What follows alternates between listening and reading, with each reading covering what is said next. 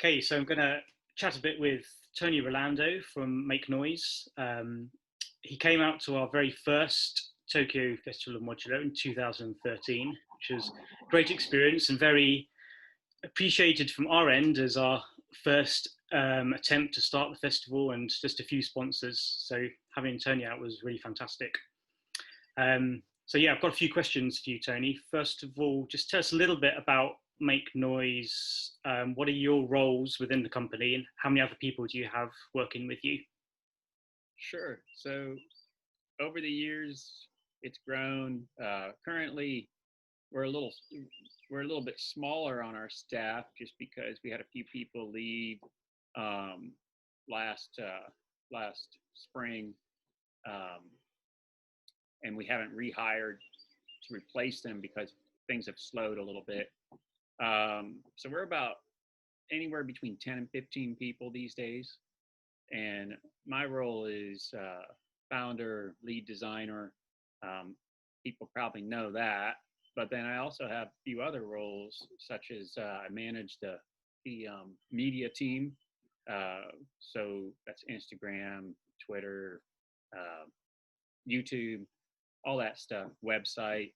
So we have a small team that runs that, creates the content, and I work with them. And then I also work with the tech support, which includes some of the same people. When you work at a small company like Make Noise, you typically have to wear a few hats. So media is 3 folks plus myself. Tech support is 3 folks plus myself. 2 of the 3 on tech support are also in media, just to give you an idea how people sit in a lot of different chairs. So so I also do that. So my role is maybe a little bit smaller than it once was because I used to do all the stuff, but a lot less stuff was happening. Now more stuff's happening, and I do a more selective range of those things. So lead design, media, managing the media team, and managing tech support are those are the things that I handle.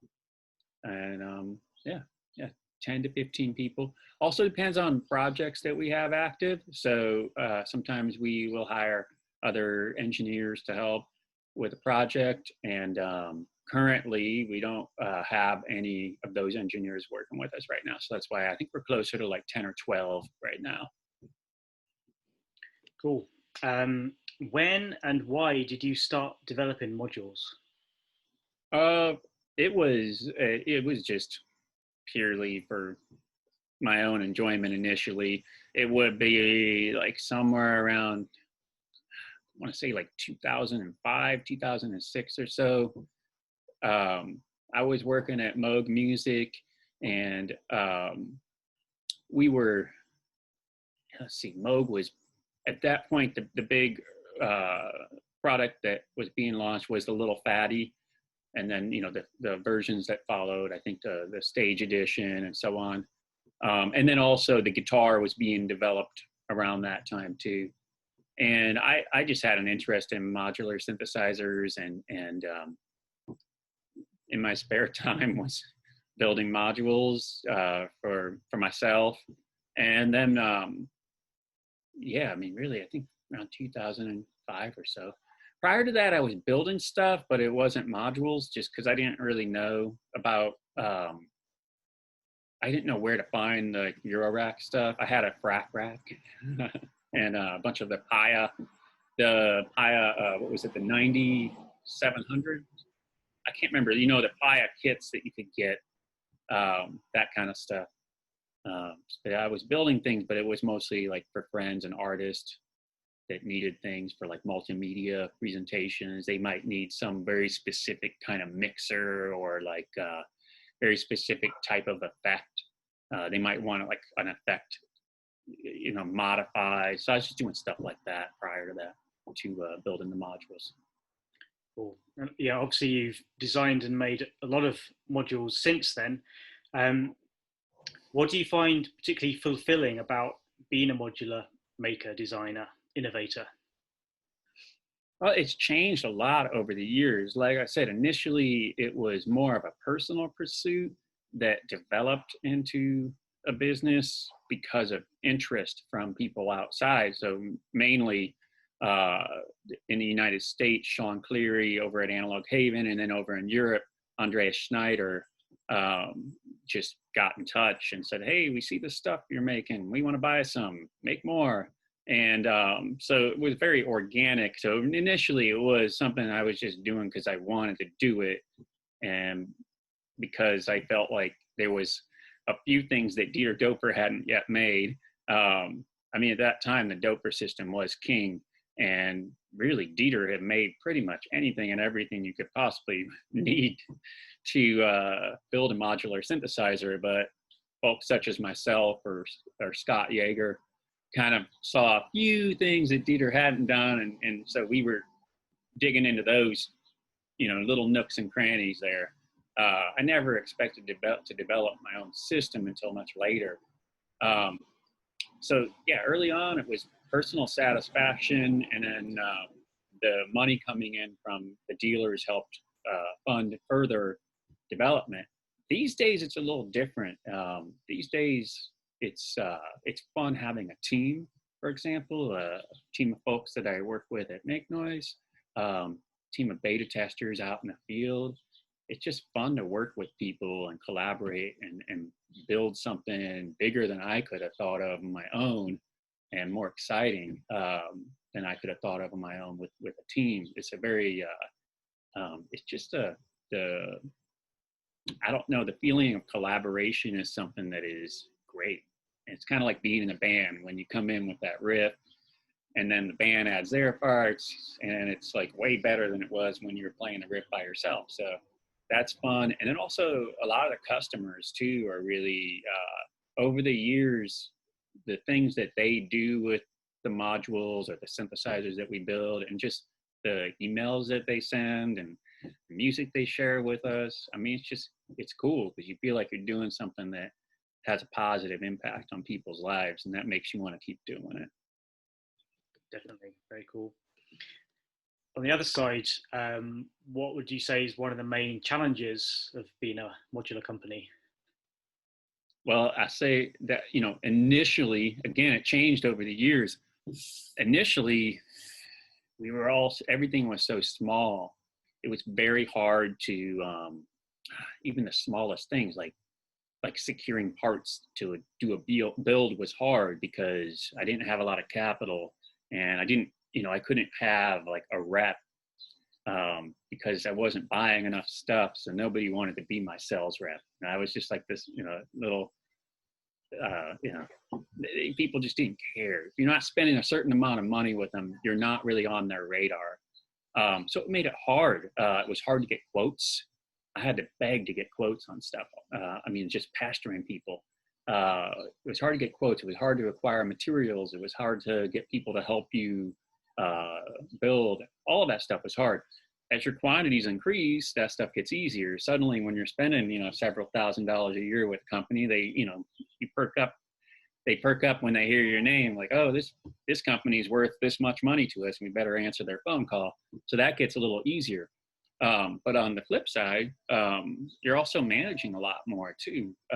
So there's a lot more at stake, people's livelihoods. We're a small company, like I said, anywhere between 10 and 15 people at any given time. But still, I think about that a lot. These 10 or 15 people rely on decisions that I make, to do things like pay their rent, put food on the table, or maybe they're trying to buy a house. Maybe they got a kid they're trying to put through school. All those things start weighing a little more heavily on the choices that you make. And then additionally, because the market's grown, which allows us to sell more stuff, we also have a lot more competition today than we did, when you look back like 2008, there's like 10 or 15 companies making modular synthesizers, and now there's over 200. So trying to come up with things that people haven't done yet, or trying to come up with how to do something better than someone else did it, it's definitely getting harder. When you have that many people, because there's a lot of creative folks in the modular market, really creative people who have great ideas. And so they're really raising the bar. It's getting harder and harder and harder to come up with that really amazing new thing that everybody's going to be excited about. So it's definitely a struggle. Yeah. Can you tell us a little bit about your experience in the Japanese market? Well, I don't do sales. I did do, early on, like I said, I did sales, but at that point, the Japanese market hadn't really gotten in touch. So my experience is purely having gone there for the first Tokyo Festival of Modular and visited some of the shops and meeting some of the people that work at those shops. And I mean, I would say, first of all, the Festival of Modular was great. It was a super fun experience, and the people there were like, they had a level of curiosity and like openness that you don't really get in other places, which was really, at first, it was surprising. I mean, it was just, their level of interest and focus was just incredible. So that was a really cool experience. And then at the shops, they're very different than how shops in other parts of the world are. One funny story, and I'm not going to mention which shop did this, but they really wanted to check the quality of the build before they started dealing our product, and so I had to take modules in, and they physically inspected the modules, looking at solder joints and like how the pots were installed and everything. I mean, they wanted photos of all this stuff too for their records. It was very interesting because nobody's ever done that before. No other shop had ever actually said, well, we're interested. We like how they sound. People seem interested in them, but we really need to look at the build quality. And that could be because it's such a big step to import things to Japan. So when a dealer decides to bring in several $1,000s worth of your product, it costs a lot of money. If there's a problem with it, that costs a lot of money. Sending it back for repair and so on. So I think maybe that's why they're so picky about that kind of thing. That's my experience visiting the shops. The shops are incredible. I was very surprised at how much amazing stuff they had in there. It was fun to go to some of those shops for sure.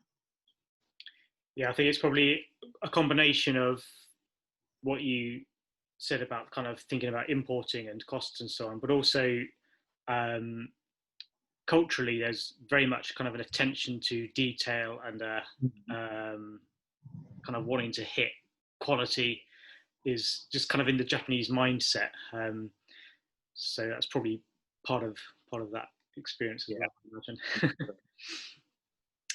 I imagine. Coming a bit more up to date, this year with COVID has been really strange and extraordinary and challenging in many ways all over the world. Can you tell us a little bit how things have affected Make Noise this year in 2020? Yeah. So we really didn't close much. We did close for 2 weeks really early on at the request of our governor. And it was kind of funny thinking back to that. The thought was, yeah, we'll close for a couple of weeks, let this pass. And then at a certain point, it kind of became obvious that it wasn't going to pass very quickly. So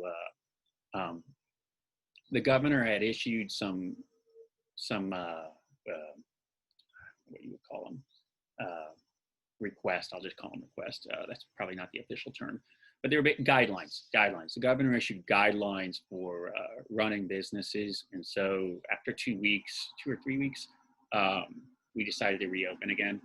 We were able to pay everyone for the entire time. So nobody went on unemployment. Everybody was still getting paid the entire time. And when we reopened, it was just more a thing of following some of these guidelines. So for example, we had to have fewer people on the production floor. Anyone who can work from home is working from home, obviously. So things like that changed the vibe of the shop. And not really to my liking. I like to go into a shop where there's things happening and there's people there and they're building stuff and talking about things and playing music and, tossing ideas across the room. Hey, I was thinking about this thing. I was playing with Morphogene and I did this, patch with it, and it was really cool. Like, oh, that sounds great. Hang on, let me write this down. I'm gonna tell Walker about it. We're gonna make a video about this. That's the kind of stuff that I thrive on. I think everyone thrives on it. Nobody really thrives working in a vacuum. Having people around you is a good thing for generating good ideas, I think. So the shop is a little bit less active right now, and it's kind of sometimes sad for me to walk in there and see 2 or 3 people at build tables, kind of quietly working spaced apart, and then go upstairs where my office is, and there's just no one up there a lot of times. It's kind of lonely. So yeah, that's the big thing. That, and just the same struggles that everyone has, which is just there's a lot of parts that are not being made as quickly because everybody's taking these measures. So things are slowing down. Getting parts is taking a little longer. And it just takes a little longer to build stuff. I mean, everything's still moving. It's just moving a little slower. Yeah. And thinking of a hopefully post-COVID world, what do you think the future of URAC could look like? Oh, I don't think it'll change much. I'm sure that a few companies will potentially go under because of not being able to get product to sell, or not being able to I would assume that would be the thing that could put someone out of business right now. If you can't get enough stock to sell, you might have to, shut your doors. But at the same time, I think some new companies will probably open up because people are having more time on their hands, and that person that's been thinking about that's had an idea for a module for the last 2 or 3 years, but just didn't have time to develop it, now has time to do that and might go ahead and start their own small company. Which is pretty much where we've been for the last 5 years. So I think it'll continue along like that. I do think some of the larger players are gonna continue to move away from it.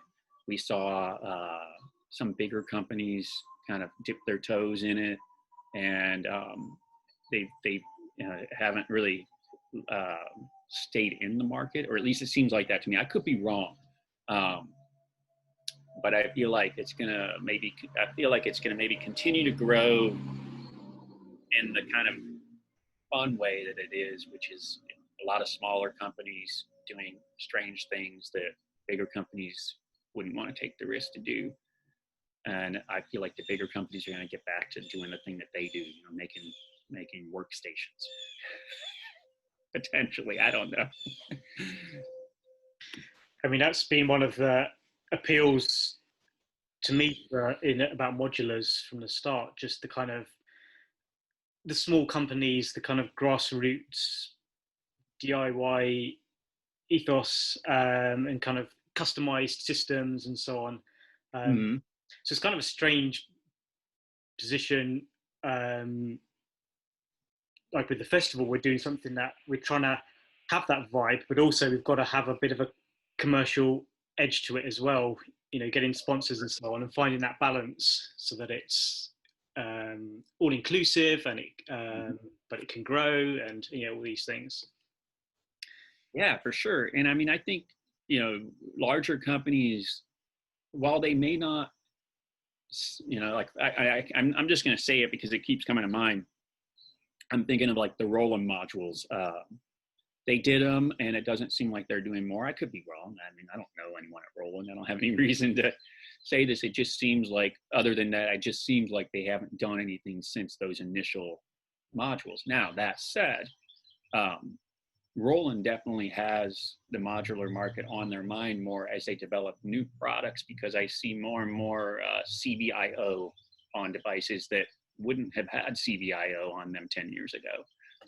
Archeria, same thing. You see almost any controller they make has CVIO on it now, and like lots of it, which is just kind of incredible. We've really, if nothing else, that change alone is really great, because suddenly all this stuff is going to be working together, whereas it used to be, well, that's a really cool synth that Roland did, but it's MIDI only. Now they're putting some other things on there that I think is a nod to like saying, hey, we know this exists.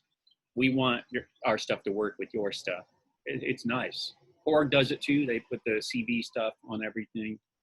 It's it's a positive development, I think. Yeah, for sure. Couple more questions to finish off. What things or people or experiences from outside the world of modular inspire you as a modular designer and user? Well, I have. I've always been. Hey, Paul. I've always been a fan of certain artists. There's some specific works from Francis Picabia that have definitely informed my the way I develop user interface. In general, I love art. I love going to museums, which is something I'm missing a little bit this year. I spend a lot of time, anytime I'm traveling, one of my main goals is to go to some museums. It's just something I like to do. So I spend a lot of time looking at art. I mean, really, art is probably the thing that informs it the most. I mean, outside of music, obviously. While I love modular synthesizers, I'm not, I listen to all types of music. So, and my inspiration for modules sometimes comes from music that's far outside of the modular realm. So I'm not a selective listener. It's anything that interests me. I'm digging into it. It doesn't really matter when it was made, who made it, how it was made. If it's made on a laptop, I'm still interested. I definitely think that makes a difference. It's really healthy to kind of draw on whatever sources of inspiration or styles of music or whatever that's outside modular, because then you're inevitably going to bring other things to the table that aren't going to be there if you're too modular centric. Absolutely. I mean, the whole thing with like the phonogene and the morphogene was drawing on music concrete, which is not music made with modular synthesizers. But then it was this idea that, well, hey, maybe we could apply some of these techniques to a modular synthesizer. And, like someone like Curtis Rhodes, he has a lot of really interesting techniques, and none of them were really being explored in the modular. So doing something like the phonogene and morphogene brings some of those musical processes into the modular. I mean, not 100%, but it definitely brings some of it in there. And it definitely changes the way you think. I mean, I've found that modular has influenced how I think about really any kind of music production. I mean, even using a DAW, it totally changes how I use a DAW. I look at a DAW as like almost like I start applying the concepts of modular to stuff that I'm doing in the DAW, and thinking about how can I create little systems of influence inside this group of tracks here, and what can I do to create subtle variations over a course of time with these tracks and these tracks, and even routing side chains for compressors and stuff like that. I think modular has a huge impact on how you think about music. But like you said, it's also good to let other music have an impact about how you think about modular as well. So I feel like it goes both ways for sure. Yeah, definitely. Finally, do you have any thoughts for us at TFoM and the people here in Japan, what we can do to help advance the modular scene into the future?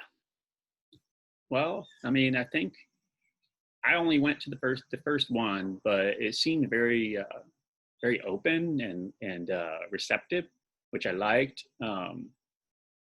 There can be this element of modular. It's not really there anymore, but for a period of time, it was a bit of a club, and you were in the club or you're out of the club.